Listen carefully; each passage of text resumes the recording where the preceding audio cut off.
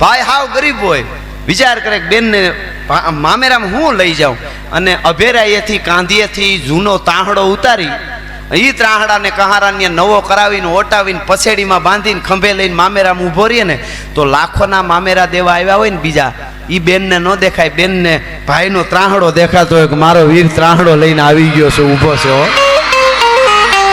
શું કામે ખબર? તાણે આવી ગયો ને ઈ ખાંભા નામનું ગરકાંઠાનું ગામ. વાર્તા ખાસ સાંભળજો બાળકો, શીખી જાયજો તમે વાર્તા ક્યાંક કરવા થાય આવી. અને એ ગામના પાદરમાં આમ તો દુકાળ પડ્યો, નબળું વરસ થયું, અને ઈ ખાંભા ગામની દીકરી બાજુમાં મિતિયાળા ગામમાં હાહરે, આયરની દીકરી હાહરે ને એમાં દુકાળ પડ્યો. એક પછી એક પોતાની ભેહું છે એ કાળના મોઢામાં ઓરાવવા મંડાણી. મદમસ્ત હાથી આયલો જતો હોય ને ભાદરવા મહિનાનું પાકેલું સીપડું એના માથે જેમ પગ મૂકે હાથી, અને ઈ સીપડાનું ગરીબ એના બી, એનું પાણી, એની સાલ નોખા નોખા જેમ થઈ જાય એમ માણસ નોખા નોખા થવા માંડ્યાના દુકાળમાં. એમાં સજન ખેરું ખેરું થયા, એક વાડેજા વસ, કો હોરઠ, કો મરધર, કો માળવો, કો કચ્છ. એવે ટાણે આયરની દીકરી હારે હતી અને એના પતિએ કીધું કે તારા ભાઈને બહુ સારો દહકો છે, એની પાસે પૈસા છે, એની પાસે દાણા છે, એની પાસે બધુંય છે, થોડું ઘણું જઈને કેમ તો આપણે વરહ ઉતરી જાય.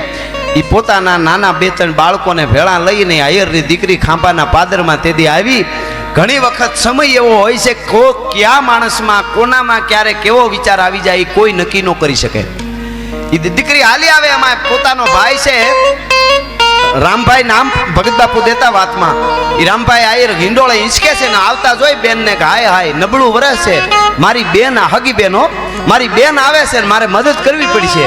પત્નીને કીધું કે હું પાછલે દરવાજેથી વાહે વયો જાઉં છું, એને કહી દેજો કે હું ઘરે નથી, બેનને જમાડી દેજે રોકાય તો.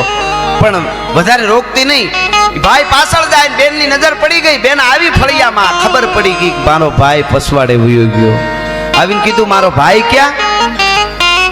કે ઈ તો ઘરે નથી ને, બારી કામ ગયા 2-3 દી. આવો બેન. ભોજાએ ભાભીને કીધું આવો, નણંદબાને કીધું આવો ભોજાએ. એટલે બેનને ધરતી માગ આપે તો હમાઈ જવાનું મન થયું કે હાય હાય હાય હાય. ક્યારેક ક્યારેક ધરતી માથે વરસાદનો દુકાળ પડે ત્યારે માણસના હૈયામાં માનવતાનો પણ દુકાળ પડી જવું તો હોય છે. આટલું એ કાં સમજાતું નથી, અહીંયા અમીરસ કોઈ પાતું નથી, છતાંય ઉભા છો મૂર્ખ આશા ધરીને, અહીંયા સ્વાર્થ વીણ કોઈ ઝેર પણ પાતું નથી. એને ખબર પડી ગઈ કે મારો ભાઈ મને જોઈને દેવું પડે ને એટલે પસવાડે વયો ગયો, ને વહેમું લાગ્યું, પાણીએ પીધું નહીં, પાછી વળી ગઈ. મારે બસ રોકાવું નથી, હું તો અહીં નીકળી હતી એમ કરી નીકળી ગઈ.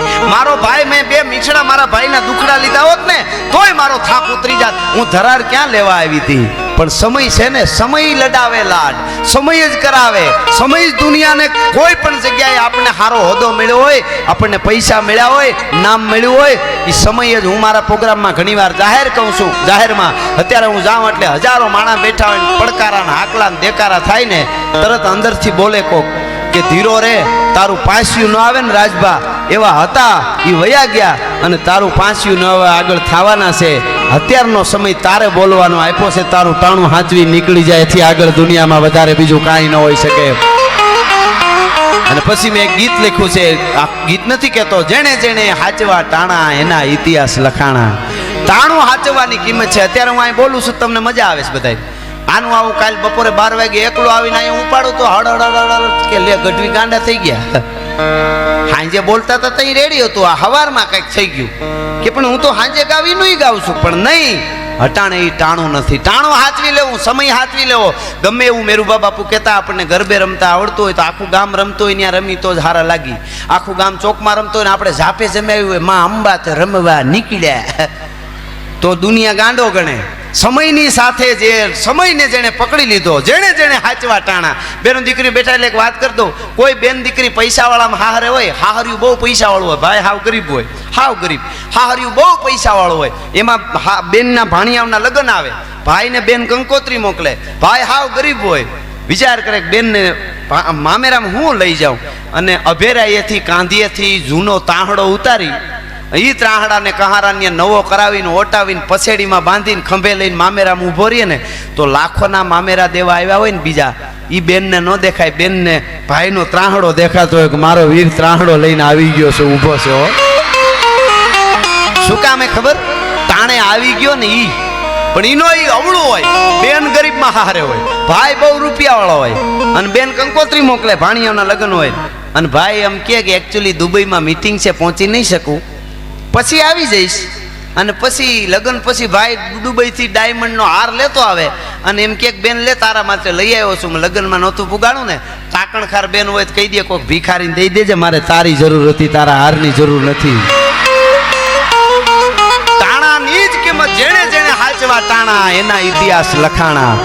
વરસાદ અટાણે આવે કેટલી મજા આવે. મારો બાપલિયો આવ્યો, મારો વિહામો, ઈનો શિયાળામાં આવતો તો આપણે શું કહેતા, મરો મરો આ બાજુ ગુડાઈ નહીં. મેં જ છે ને, હવે એ તો આપણો બાપ કહેવાય, અંદાતા કહેવાય ને મેં, છતાંય મરો મરો આગો જાય. શું કામે? ઈ ટાણો નથી. જો ટાણા વગરનો આવે ને તો વરસાદ હોય તો દુનિયા જાકરો દઈ દે, સમય મેળ્યો હોય ત્યારે વરહી લેવું. એ વાત હાવ હકીકત છે. ટાણું ઉઈ ગયા પછી પૂરું થઈ ગયું છે. ભગત બાપુનો દોહો છે, સોમાહે વાદળ ચડે એની આરતીઓ થાય, બાકી હિયાળે ઉનાળે સદાય એનું કાળું મોઢું કાગડા, પછી એનું કોઈ ઓલું નથી. એટલે મારે આ વાત, ઈ બાઈ દીકરી પાસે વળી ગઈ, આયરની દીકરી પોતાના ભાઈને રોકાણી નહીં, આહુડા પડી ગયા આંખમાંથી. અરે બાળકો છે, ધોમ તડકાની ઉગાડા પગે હાલી જાય. એમાં ઈ ખાંભા ગામમાં, ગામના પાદરમાં એક ઝૂંપડું, ફળિયું, ફળિયામાં એક લીમડો, લીમડા એક ખાટલો, ઈ ખાટલા માથે મેપા વણકર નામનો એક વણકર બેઠો બેઠો વેજા વણે. એની નજર પડી. ક્યાં નજર પડી? છોકરા સમજો છો ને વાત વાર્તા? વાહ વાહ વાહ. ઓલી જે બેન એના હગા ભાઈ ન્યા ગઈ હતી, ત્યાંથી ભાઈ હતાઈ ગયો એટલે પાછી વળી ઈ મેપો વણકર જોઈ ગયો. સોરી, નામ થોડું મારે ભૂલાઈ ગયું. જોગડો વણકર, જોગડો. ઈ મેપો વણકર ઈ બીજી વાત છે પાછી. જોગડો નામ એનું, જોગડો વણકર. તમે કીધું નહીં પણ મારે આવી ગયું થારું. તમે બાકી ખરા છો. વાહ. નામ એમ નહીં, તમારે કહેવાનું નહીં, એમ ન્યા વાતું કરી લેવાની. બોલો, એને એટલો મારા ઉપર વિશ્વાસ છે કે પાછું નવું કંઈક વાંચ્યું છે. તમે યાદ નથી દીધું, તમારો વારો છે. તો તમારે પૂજી મોરારી બાપુ કથામાં કંઈક બોલતા હતા, વાત થતા થતા આમાં એક વાતમાંથી બીજી ને બીજીમાં ત્રીજી વાત ને આગા વહી ગયા. બાપુએ પૂછ્યું ઓડિયન્સમાં કે ક્યાં હતા આપણે? એક જણ ઊભો થઈને કે બાપુ તમારે ધ્યાન રાખવું જોઈએ ને. એ તો આમાં તો એવું થાય. હા, એ તો જવાબ દેવા વાળા તો ઘણા હોય ને, અમુક શ્રોતાય અદ્ભુત હોય, અમુક સાંભળતા હોય તો મજા આવે. ઓલી એક જૂની વાત બહુ સારી છે બાપુ. જૂના થોડા આજથી 30-40 વર્ષ પહેલાં ગામમાં ઓલા કેળના સ્તંભ બાંધ્યા હોય ને કથા, ભાગવત કથા થાય. એ ભાગવત કથા થતી તેમાં વચ્ચે એક થાંભલો ની એક વડીલ કોક આવીને બેહે, આવીને એવું ભાગવતની એવી વાતો, ગીતાના શ્લોક બધું એવું સાંભળે, એટલો લીન થઈ જાય કે હલે સલે નહીં, આખો કથા પૂરી થાય ત્યાં સુધી. ઓલા કથાકાર હતા એની વધારે નજર એના સામી જ જાય, વધારે સમજતા હોય એટલે એમાં 1 દી 2 દી 3 દી 4 દી 5 દી 5મે દી નહોતો તો કથાકારને બહુ મજા ન આવી કે આ હતો ઓલો માણસ જે સમજતો તો 5 દી થા, આજ કેમ નહીં હોય? કાંઈ વાંધો નહીં, કામ કાજ છે ને બહાર ગયો છે. બીજે દી 6 દી પાછો આવીને બેસી ગયો જ્યાં હતો ત્યાં સાંભળતો હતો. કથા પૂરી થઈ હતી ને એક બાજુ બોલાવી અને કથાકાર જે ભાગવતકાર હતા એમણે પૂછ્યું કે ભાઈ તમે એવી કથા સાંભળો છો, એક એક મોતીડાને જેમ હંસ મોતી વીણે એમ તમે વાતોને જાણે આમ કેચઅપ કરતા હો, પણ એક વાત કહું, કાલે તમે કેમ નહોતા? મને મજા નહોતા આવતી, તમે આમ હામાં બેઠા હો મજા આવે. કાલે તમે ક્યાં ગયા હતા? ઓલો ગામડાનો માણસ કે બહુ મોટી વાત છે, નાની પણ બહુ મોટી વાત, વિરાટ. એ ગામડાનો માણસ કે બાપુ એવું છે કે હું કથામાં તો કાયમ આવું છું ને આવવાનો જ હતો, પણ કાલે એક ઘટના એવી બની, મારે ત્યાં એક 22 વર્ષથી એક મહેમાન આવ્યો હતો ને, એ કાલે વિદાય લઈ ગયો ને એને ગામના પાદર સુધી મૂકવા ગયો હતો. હકીકતમાં એનો 22 વર્ષનો દીકરો ગુજરી ગયો હતો, એટલે એની શમશાન યાત્રામાં ગયો હતો એમ કહેવા માંગતો. તમે વિચાર કરો, ઓલા કથાકાર એને પગે લાગ્યા કે અમે તો વાતો કરીએ છીએ પણ તે ગીતા વાંચી નથી, તું ગીતાને પી ગયો છો. તમે કોલસામાં પીડ્યા પણ કાળા ન થયા હો, તમે સમંદરમાં પીડ્યા પણ પલળ્યા નહીં ગયો, તમે ગીતાને પી ગયા છો. તમે જીવી બતાવ્યું કે 22 વર્ષથી એક મહેમાન હતો, એ 22 વર્ષનો દીકરો વયો ગયો કે મહેમાનની જેમ વળાવીને પાછા આવીને ગીતામાં બેસી ગયા. આ વાત છે. એમ અહીંયા જોગડો વણકર જોઈ ગયો કે આ બેન હમણાં જાતી હતી એના ભાઈને ઘેરે, ત્યાં ઉતાવળે પગે જાતી હતી, હરખમાં જાતી હતી, અને વળતા રોતી રોતી એટલી વારમાં કાં નીકળી, આવકાર નહીં મળ્યો હોય. ઉઘાડા પગે હળી કાઢી જોગડા વણકર નામના જેને કહેવાય છે, એને ઈ માણસે આડો ફરીને બેન જય શ્રી કૃષ્ણ રામ રામ જય માતાજી રામ રામ રામ રામ. એટલે બેન આહુડા લોહી નાખ્યા. કેમ બેન રોવા માંડી? હમણાં જાતી હતી તઈ ધારકમાં દેખાતી હતી, એટલી વારમાં રોવા માંડી બેન? કાંઈ નહીં ભાઈ, કાંઈ નહીં. નહીં બેન, હું તારો જ્ઞાતિનો નથી, હું વણકર છું. પણ બેન, તારા ગામના નાતે હું તારો ભાઈ કહેવાઉં. તારા ગામનો છું ને, તારો ભાઈ કહેવાઉં. અને ગામને નાતે મામેરીઓ કહેવાઉં. તારો ભાઈ જો મામેરું શું કે તો મારે પૂરું જોઈએ. સાચું ન કે તો તારા ભાઈના સોગન છે આ જોગડા વણકરના. બેન મને સાચું કે, સાચી વાત કર, તું હું કામ રો છો? સોગન દીધા ને બેન વધારે રોવા માંડી. ભાઈ એવું બન્યું, મારો હગો ભાઈ મને ભાળીને પસવાડે વયો ગયો ને ભાભીએ કહી દીધું કે તમારો ભાઈ બહારગામ ગયા છે. મને કાંઈ ન આપ્યું એનો મને કોઈ દુઃખ નથી. મારો ભાઈ મને મળ્યો હોત ને, હું 2 મીઠડા લેત, દુખડા લઈ લેત ને, વારણા લઈ લેત ને, મારો થાક ઉતરી જાત, મારે ઓવારણા લેવાતા. પણ મારો ભાઈ વયો ગયો પસવાડે. કાંઈ વાંધો નહીં બેન, હું તારો ભાઈ છું, મારાથી થાય એવી મહેમાનગતિ કરીશ. નો આવ્યો મારા ઘરે તો મારા સોગન છે. એ ધરા તાણ કરી જોગડો વણકર પોતાના ઘરે લઈ જાય છે. ગાડું જોડે છે, પોતાના 2 બળદિયા હતા, બળદિયા જોડ્યા, ગાડું જોડ્યું, થોડોક બાજરો, થોડીક જુવાર, બાચકા લઈને ગાડામાં મૂક્યા. એના પાસે હતું એ પ્રમાણે થોડાક પૈસા કાવડિયા આપ્યા હાથમાં. પોતાના 10-11 વર્ષના, જો અહીં બાળકો છે એટલે કહું છું, બુદ્ધિ કાંઈ મોટા થઈ તો જ આવે એવું ન હોય. 11 વર્ષના પોતાના દીકરાને કીધું કે બેટા ફૂઈને એના ઘરે મૂકી આવી. અને 11 વર્ષનો દીકરો ગાડું જોડીને મૂકવા જાય છે. મિતિયાળા અહીંયા હાંજ પડી ગઈ, 11 વર્ષનો દીકરો હજી આવ્યો નથી. વાળું કર્યા પછી હુવા ટાણે જોગડા વણકરે એની પત્નીને કીધું કે જરાક પાણી ભરી દેજે. લોટો લઈને પાણી ભરી દેવા આવી ને તો આમ હેઠું જોઈને દીધું એટલે જોગડાને એમ કંઈક વેમ થયો, કેમ હામું નથી જોતી.